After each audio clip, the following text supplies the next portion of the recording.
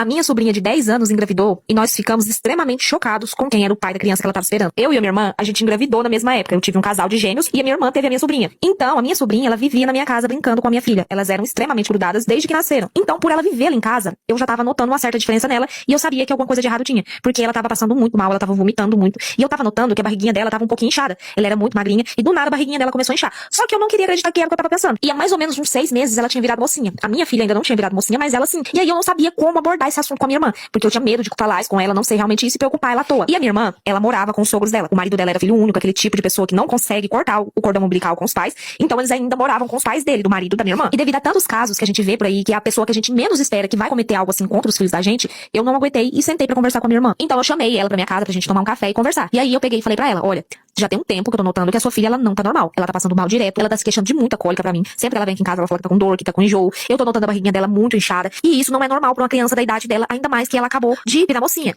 A gente vai na farmácia, vai comprar um teste de gravidez e vai fazer esse teste nela. Se esse teste der positivo, a gente vai fazer de tudo pra descobrir quem fez essa maldade com a minha sobrinha. Nisso a minha irmã já começou a chorar, porque ela também já tava desconfiada, mas não queria acreditar. E aí eu consolei ela, eu acalmei ela ali do jeito que eu pude e a gente foi na farmácia e comprou esse teste de gravidez. E não deu outra, gente. A minha sobrinha tava grávida. E aí tava todo mundo chocado e queria acreditar que alguém tinha sido capaz de fazer uma maldade dessas com a criança. E aí a gente perguntava pra ela quem tinha feito isso com ela, se alguém tinha feito alguma coisa com ela contra a vontade dela, ela só sabia chorar, ela não falava o que tinha acontecido. A gente tentou conversar com a minha filha, já que a minha filha vivia junto com ela, e a minha filha falava que não sabia de nada. E depois que eu e a minha irmã, a gente conversou muito com ela, falou pra ela que ela podia confiar na gente, que ali ela tava segura, que a gente não ia deixar ninguém fazer mais nada com ela finalmente decidiu contar pra gente o que aconteceu. E, gente, ninguém ali tava preparado pro que ela revelou. A gente entrou pra dentro do quarto da minha sobrinha com a minha sobrinha, e a gente ficou ali, gente, mais de uma hora conversando com ela, tentando convencer ela a falar quem tinha feito isso com ela. Até que, por fim, depois que eu e minha irmã, a gente conversou muito com ela começou a querer falar, sabe? Ela começou a perguntar pra gente se a gente não ia brigar com ela começou a falar que não sabia que era assim que surgiam os bebês. E aí ela virou pra gente e falou que ninguém fez nada contra a vontade dela, que o bebê que ela tava esperando era do meu filho. O meu filho, gente, de 10 anos de idade, que nasceu na mesma época que ela e a irmã dele, tinha engravidado a minha sobrinha. E aí o que era confusão na nossa família virou caos. A gente foi, chamou meu filho, sentou os dois ali, conversou com eles, e o meu filho confirmou, falou que ele e a minha sobrinha, os dois estavam namorando, que os dois gostavam um do outro, só que eles não sabiam que isso era errado, que eles tinham feito era errado, eles nem tinham noção do que eles tinham feito. Gente, vocês têm noção que 2 crianças fizeram um bebê sem saber o que eles estavam fazendo? A gente teve que se mudar de cidade, a gente foi pra uma cidade bem maior, onde ninguém se importava com a vida de ninguém, pra tentar preservar a integridade dos nossos filhos. Afinal de contas, eles eram 2 crianças que não tinham noção da gravidade do que eles tinham feito. A gente conversou com os dois, explicou pra eles que eles não podem fazer isso, que isso é coisa de adulto, que os dois são crianças, que no fim das contas eles são primos, têm o mesmo sangue e que isso é errado. A gente agora sempre monitora os dois, não deixa eles sozinhos mais. A gestação da minha sobrinha já tava um pouquinho avançada, então não existia a possibilidade de pensar em interromper. Hoje ela tá na reta final da gestação dela. E o que eu quero deixar pra vocês, gente, converse com seus filhos sobre proteção, sobre limite, ensine eles sobre o próprio corpo. Porque a gente acha que tá muito cedo pra falar com eles sobre isso, até ser tarde demais. Oi, eu sou a Thay, do Thay Relatos. Me siga pra mais histórias como essa.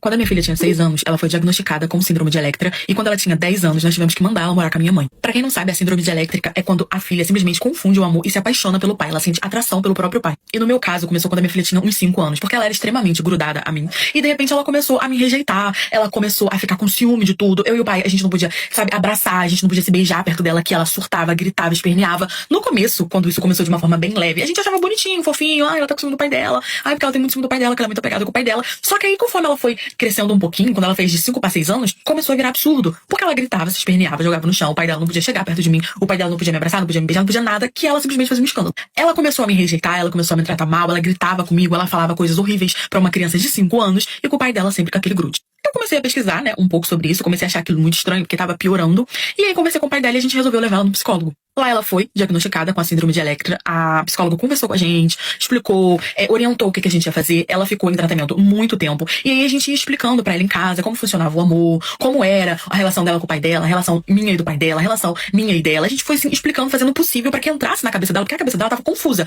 do que era amor, né, de como que era essa demonstração. Tudo isso orientado e acompanhado pela psicóloga. Só que quando mais a gente explicava, mais piorava. Conforme ela foi crescendo, foi pegando uns 9, 10 anos, a coisa começou a ficar assim, absurda, sabe? Ela me rejeitava de uma forma assim, surreal. Ela dormia todos os dias com a gente, ela ficava batendo na porta do quarto quando a gente entrava pra poder dormir, a gente tentava deixar ela no quarto dela, ela não aceitava, ficava a noite toda batendo.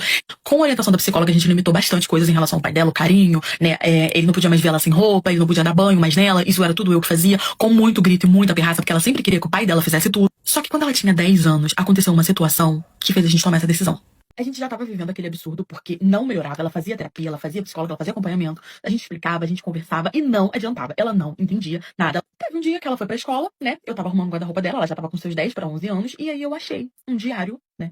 Parei pra poder ler o diário, e quando eu abri a página eu quase caí pra trás, porque o que eu vi foi, tipo assim, absurdo, né? Tinha uma foto do pai dela que ela tirou não sei da onde, tinha diversos corações, eu te amo, pai, você é o amor da minha vida, eu vou casar com você e tudo mais. Só que isso na foto. Conforme eu comecei a ler, aquilo foi me dando um aperto no coração, uma angústia, um desespero, porque eu me via sem saída, sem saber o que fazer, porque ela já tava no psicólogo. Gente, a riqueza de detalhe não era de uma criança de 11 anos, que ia fazer 11 anos, sabe? Ela falava do corpo do pai dela, do cheiro do pai dela, de como ela gostava, do que ela sentia quando via ele, de como ela tentava disfarçar pra eu não ver, do quanto ela sentia raiva de mim por eu abraçar o pai dela, por eu beijar o pai dela, porque o pai dela era dela, que ela não aceitava aquilo, que ela não conseguia dormir sem o pai dela, que ela queria muito que dormisse só ela e o pai dela, mas que ela tinha que me aceitar na cama também, que ela achava os meninos da escola dela sem graça perto do pai dela, que ela também queria beijar o pai dela do jeito que eu beijava. Gente, coisas assim absurdas. Eu chorei muito, dei pro pai dela, a gente não falou nada pra ela que eu tinha lido, mas eu tirei foto, mostrei tudo pra psicóloga, ela foi orientando a gente, o que fazer, o que fazer, o que fazer. E aí nós conversamos com a psicóloga e nós simplesmente achamos melhor afastar ela um pouco do pai dela. A princípio nós tentamos que o pai dela fosse passar um tempo na casa dos pais dele, né, pra ver se dava essa afastada, mas ela não aceitava ficar comigo. Ela parou de comer, virou tudo um caos. Então o pai dela voltou e nós conversamos e decidimos deixar ela um tempo com a minha mãe. Você via que ela tinha um amor muito grande pela minha avó e pela minha mãe, e assim ela ficou 1 ano e meio na casa da minha mãe. Atualmente a minha filha tá com 13 anos, né? A princípio parece ter dado certo, porque ela voltou pra casa diferente, ela continua fazendo acompanhamento, né? A psicóloga realmente viu uma melhora.